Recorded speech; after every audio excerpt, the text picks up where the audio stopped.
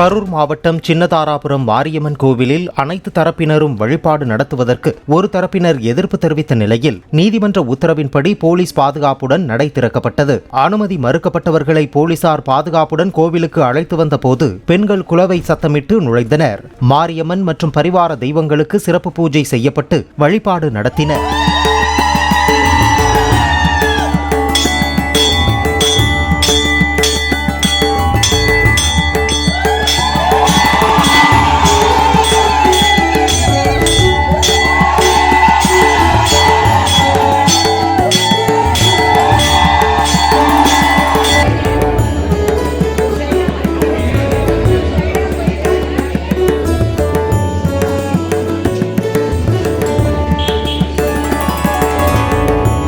Play store மற்றும் app ஸ்டோரில் இருந்து பாலிமர் செயலியை QR கோடு மூலம் பதிவிறக்கம் செய்யுங்கள்.